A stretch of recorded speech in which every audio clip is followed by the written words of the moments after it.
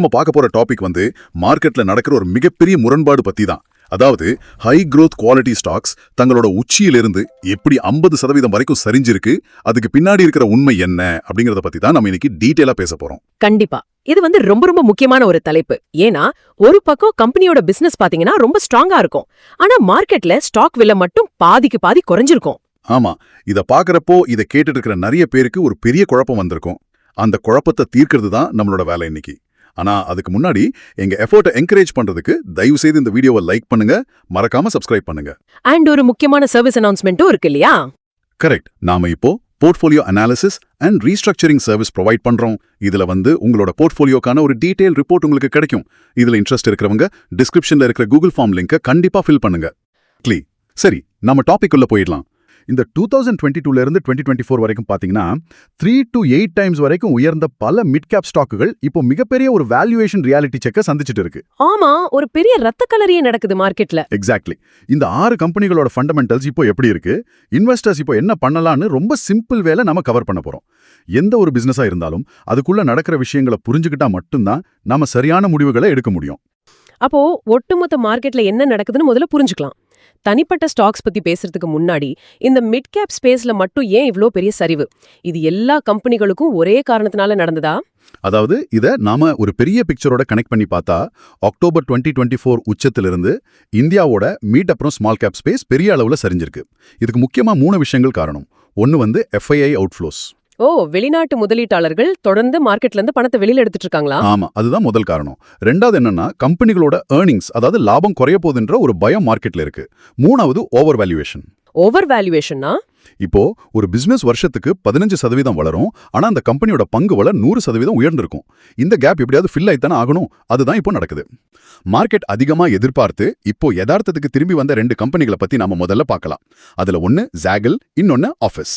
Okay, முதல்ல juggle prepaid ocean services எடுத்துப்போம். இதோட கரண்ட் மார்க்கெட் பிரைஸ் இப்போ $213 இருக்கு. உச்சத்திலிருந்து சுமார் 61% சரிஞ்சிருக்கு. இது ஒரு B2B fintech company. Right. Corporate கம்பெனிக்கு எக்ஸ்பென்ஸ் மேனேஜ்மெண்ட் அப்புறம் ப்ரீபெய்ட் கார்ட்ஸ் இதெல்லாம் கொடுக்கறாங்க. ஒரு காலத்துல 50x PE-ல ட்ரேட் ஆச்சு. ஏப்ரல் 2026ல இவங்களோட CFO ரிசைன் பண்ணது ஒரு பெரிய கீமேன் ரிஸ்கா பார்க்கப்பட்டுச்சு. அதுதான் இந்த சரிவுக்கு முழு காரணமா? ஒருத்தர் வேலையை விட்டு போனா கம்பெனியே சரிஞ்சிடுமா? அது ஒரு முக்கியமான ட்ரிகர் பாயிண்ட் தான். இப்போ ஒரு ஃபின்டெக் கம்பெனி அதுவும் ஹை growth ஃபேஸ்ல இருக்கும்போது CFO மாதிரி ஒரு முக்கிய நபர் விலகுறது முதலீட்டாளர்கள் மத்தியில கண்டிப்பா ஒரு பெரிய சந்தேகத்தை உருவாக்கும். அதாவது உள்ள என்ன நடக்குது, கணக்கு வழக்கில் எதுவும் பிரச்சனையா அப்படின்னு யோசிக்க ஆரம்பிப்பாங்க. எக்ஸாக்ட்லி. ஆனா அதை விட முக்கியமான காரணம் அவங்களோட வேல்யூவேஷன் தான். சாஸ் கம்பெனிகள் மாதிரி இவங்களுக்கு ஒரு பிரீமியம் வேல்யூவேஷன் கிடைச்சிட்டு இருந்துச்சு. இப்போ மார்க்கெட் கொஞ்சம் உஷாராகி அந்த ஒட்டுமொத்த B2B ஃபின்டெக் செக்டாருக்கே PE குறைச்சிட்டாங்க.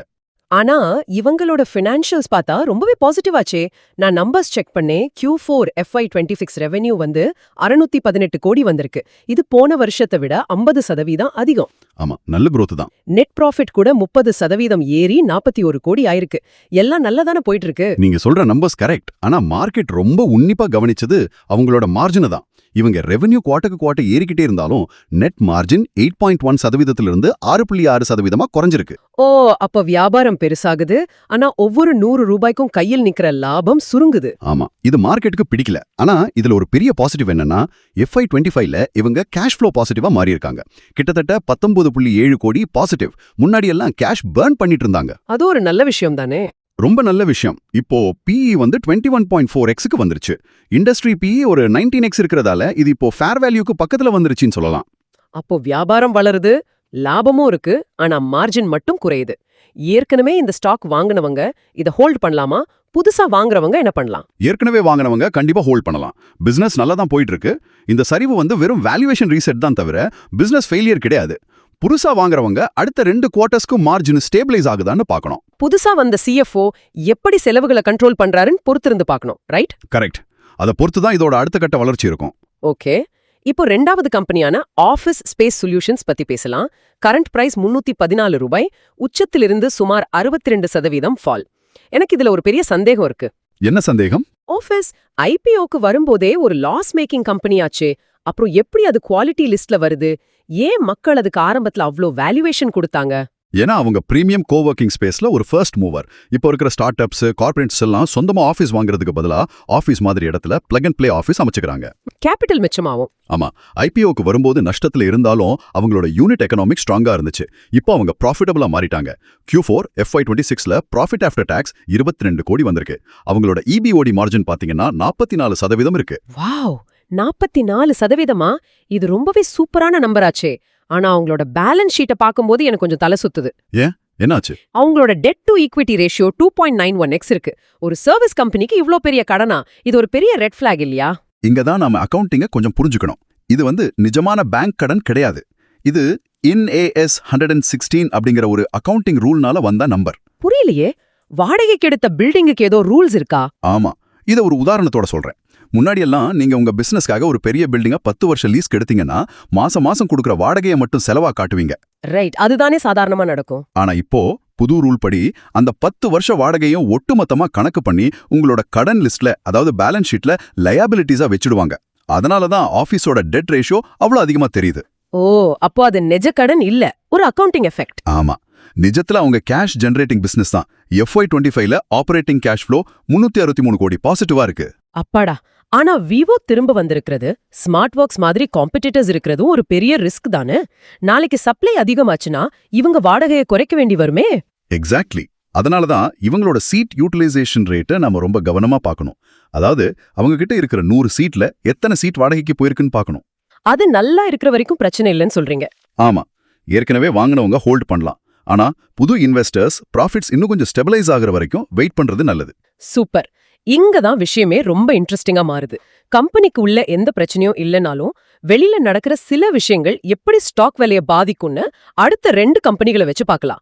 முதல்ல KPIT டெக்னாலஜிஸ். இது ஒரு இன்ட்ரெஸ்டிங்கான கேஸ். ஆமா, இதோட விலை இப்போ 751 ரூபாய், ஃபால் 62%. இது முழுக்க ஈவிக்காகவே, அதாவது எலக்ட்ரிக் வெஹிக்கிள்ஸ்க்கு டெக் உருவாக்குற ஒரு பியூர் பிளே கம்பெனி.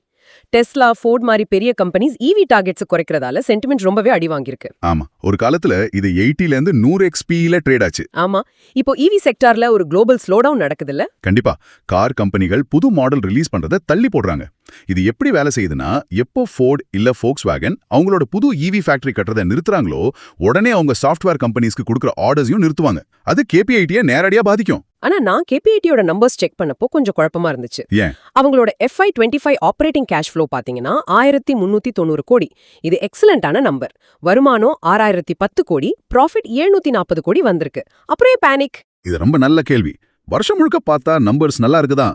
ஆனா மார்க்கெட் எப்பவுமே சமீபத்திய ட்ரெண்ட் தான் அதிகமா பார்க்கும். அதாவது குவார்ட்டர்லி ரிசல்ட்ஸா? ஆமா, குவார்ட்டர்லி ப்ராஃபிட்ஸ் தொடர்ந்து 4 குவார்ட்டரா சரிஞ்சிருக்கு. 245 கோடியிலேருந்து ஆரம்பிச்சு 171, 169, 133, இப்போ 163 கோடின்னு குறைஞ்சிருக்கு. இதுக்கு முக்கிய காரணம் நீங்க சொன்ன மாதிரி ஆர்டர்கள் தள்ளி போறது தான். ஓ, அப்போ PE எப்படி இருக்கு இப்போ? இப்போ PE 32xல இருக்கு. தொடர்ந்து லாபம் குறையிற ஒரு கம்பெனிக்கு 32x கூட அதிகம் தான். மார்க்கெட் அப்பதான் யோசிக்குது. அப்ப 32x PE-ல ஒரு கம்பெனி வளரலனா மார்க்கெட்டர் அதை மன்னிக்காது, அப்படிதானே? EV ஃபியூச்சர் மேல நம்பிக்கை இருந்தா மட்டும் இதை கன்சிடர் பண்ணலாமா? ஆமா, அடுத்த 3லேருந்து 5 வருஷத்துல உலகமே EVக்கு மாறிடும் நீங்க ஸ்ட்ராங்கா நம்பினா எக்ஸிஸ்டிங் ஹோல்டர்ஸ் இதை விக்காம ஹோல்ட் பண்ணலாம். ஆனா குளோபல் EV அடாப்ஷன் இன்னும் தள்ளி போனா இந்த ஸ்டாக் ரொம்ப காலத்துக்கு ரேஞ்ச் பவுண்டா தான் இருக்கும். அதாவது பெரிய ஏற்றம் இறக்கம் இல்லாமலே இருக்கும், ரைட்?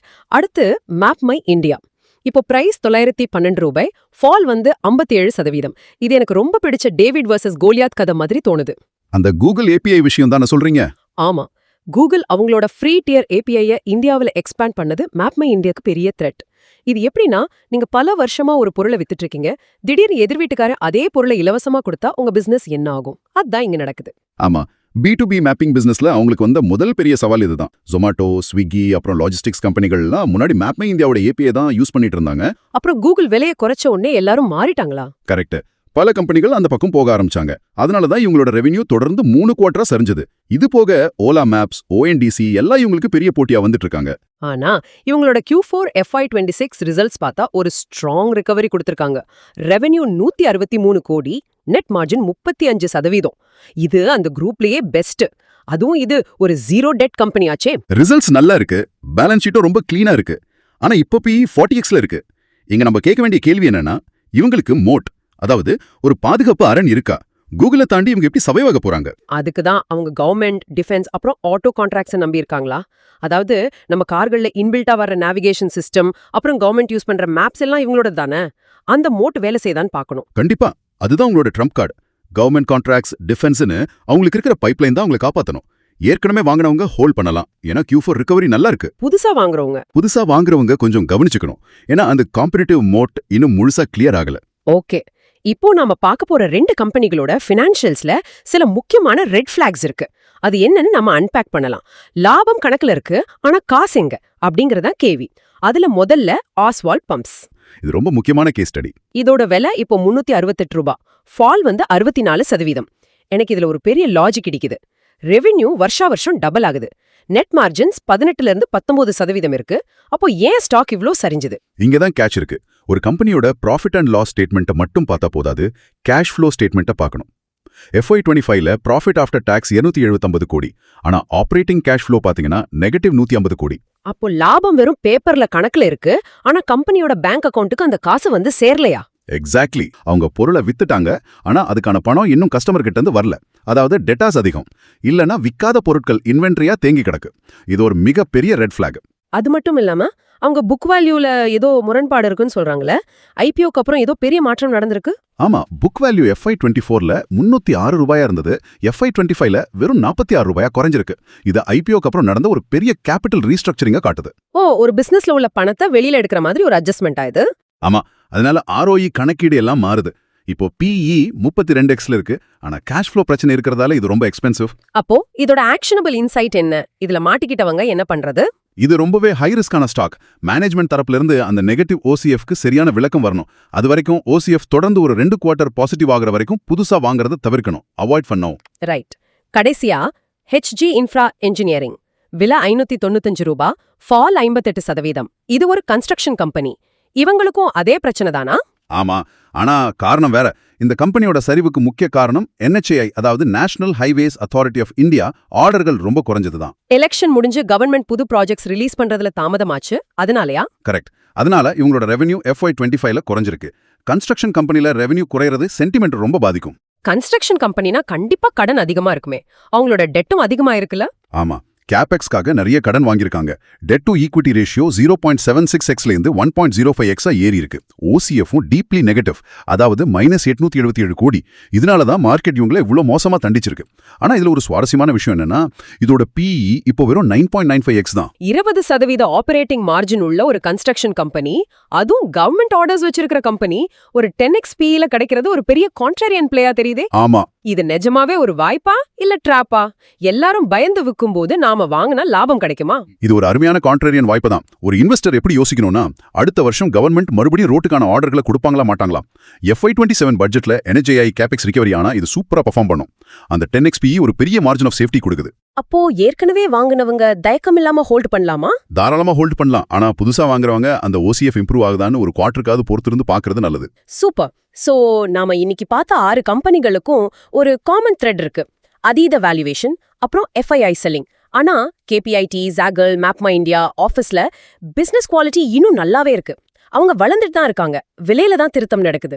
ஆமா, ஆனா ஆஸ்வால்ட் பம்ப்ஸ், HG இன்ஃப்ரால கேஷ் ஃப்ளோ சம்பந்தமான பெரிய கேள்விகள் இருக்கு. சரியா சொன்னீங்க. காசு கைக்கு வருதா அப்படிங்கிறது தான் எப்பவுமே ஒரு கம்பெனியோட உண்மையான ஆரோக்கியத்தை காட்டும். இந்த 6 கம்பெனிகள்ல உங்களுக்கு எது மேல நம்பிக்கை இருக்கு எங்களுக்கு தெரியப்படுத்துங்க. மற்றும் ஒரு முக்கியமான விஷயம், இந்த கண்டென்ட் ஸ்ட்ரிக்ட்லி எஜுகேஷனல் பர்பஸ்க்காக மட்டும்தான். எந்த ஒரு முதலீடு செய்வதற்கு முன்னாடியும் தயவு செஞ்சு உங்களோட ஃபைனான்ஷியல் அட்வைசரை கன்சல்ட் பண்ணுங்க. மீண்டும் ஒரு சுவாரஸ்யமான டீப் டைவ்ல சந்திக்கலாம். நன்றி. நன்றி.